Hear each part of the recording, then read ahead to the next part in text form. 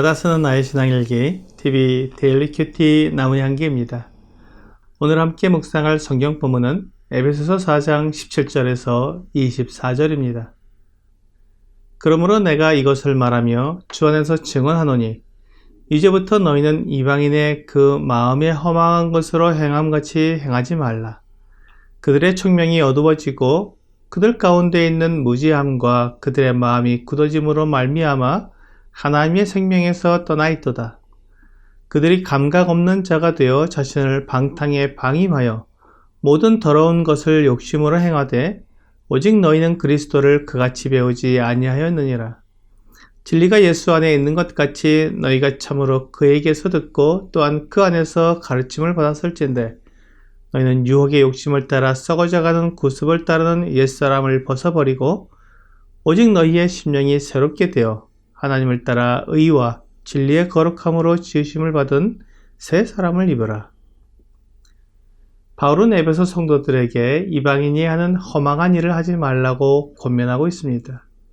에베소 성도들도 이방인입니다. 그러나 그들은 예수 그리스도를 믿음으로 새로운 피조물이 되었습니다. 이방인들이 하는 일들은 에베소서 2장에서 이미 다루었습니다. 2절에는 그때 너희는 그 가운데서 행하여 이 세상 풍조를 따르고 공중의 권세 잡은 자를 따랐으니 곧 지금 불순종의 아들들 가운데서 역사하는 영이라고 말씀하고 있고 12절에서는 그때의 너희는 그리스도 밖에 있었고 이스라엘 나라 밖의 사람이라. 약속의 언약들에 대하여는 외인이요 세상에서 소망이 없고 하나님도 없는 자이더니 라고 말씀하고 있습니다. 이것이 이방인의 모습입니다. 이들은 하나님도 없는 자들이라고 한마디로 말할 수 있습니다. 그런데 이제 하나님을 아빠, 아버지라고 부를 수 있고 이 모든 더러움과 악으로부터 떠난 성도들이 다시금 하나님도 없는 이방인처럼 허망한 일을 다시 하지 말라는 것입니다. 그들은 하나님의 생명에서 떠나 있는 사람들입니다. 하나님도 성령도 없기 때문에 총명이 어두워집니다. 무지함과 마음이 굳어짐으로 하나님의 생명에서 떠나 있는 사람들입니다. 무지가 얼마나 위험하고 끔찍한 죄인지 생각해 보아야 합니다. 하나님께서는 진리를 말씀해 주시고 하나님을 알려고 하기만 하면 알 수 있도록 모든 것을 다 말씀해 주시고 보여주셨는데 그에 대해 관심이 없고 알려고 하지 않아서 무지하게 되면 그는 하나님의 생명에서 떠나 있게 됩니다. 몰라서 그랬다고 말해도 소용없습니다. 이 생명에 관한 진리는 반드시 알아야 하는 것이기 때문입니다. 진리를 모르는 것은 무책임한 일이며 자기 생명을 사랑하지 않는 것입니다. 그러므로 진리를 모르는 것은 끔찍한 죄입니다. 진리를 알지 못하고 관심을 가지지 않는 사람은 방탕한 삶을 살게 됩니다.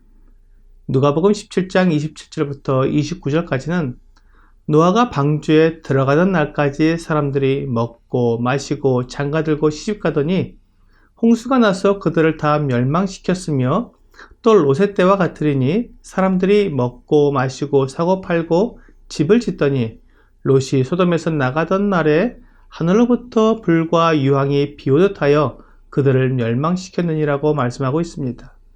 노아의 홍수 때와 롯의 때의 공통점은 하나님의 심판의 때라는 것입니다. 그리고 그들이 멸망을 당할 때의 모습은 모두 방탕한 삶을 살고 있었습니다. 먹고 마시고 장가들고 시집가는 것이 무슨 문제냐고 물을 수 있겠지만 그것만 하는 것은 방탕한 삶입니다. 하나님을 생각하지 않고 하나님의 뜻을 알아보지 않고 다만 먹고 마시고 사고 팔고 집을 짓는 것은 하나님을 떠난 삶이며 결국 진리에서 멀어져서 자기의 욕심대로 살아가는 방탕한 삶이 되는 것입니다.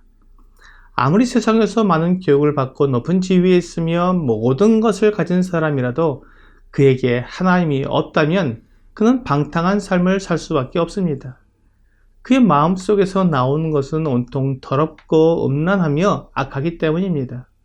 마가복음 7장 21절에서 23절은 속에서 곧 사람의 마음에서 나오는 것은 악한 생각 곧 음란과 도둑질과 살인과 간음과 탐욕과 악독과 속임과 음탕과 질투와 비방과 교만과 우매함이니 이 모든 악한 것이 다 속에서 나와서 사람을 더럽게 하느니라고 말씀하고 있습니다. 본문 20절로 돌아와 보면 오직 너희는 그리스도를 그같이 배우지 아니하느니라고 말씀하고 있습니다. 그리스도께서 우리를 구원하신 것은 우리가 그와 같이 방탕한 삶을 살게 하려는 것이 아니라는 것입니다. 그리스도는 우리의 거룩함이 되신 분이십니다. 고린도전서 1장 30절은 너희는 하나님으로부터 나서 그리스도 예수 안에 있고 예수는 하나님으로부터 나와서 우리에게 지혜와 의로움과 거룩함과 구원함이 되셨으니라고 말씀하십니다. 그리스도를 올바로 배운 사람은 죄사함을 받았기 때문에 계속 죄 가운데 거할 수 없습니다. 예수 그리스도 안에 진리가 있기 때문에 그리스도를 배운 사람은 진리를 따라 행하게 됩니다. 그러므로 옛생활, 옛 습관으로 돌아가서 진리를 모르는 자처럼 욕심대로 살아가지 않습니다. 우리를 그러한 유혹으로 이끄는 옛사람을 벗어버려야 합니다.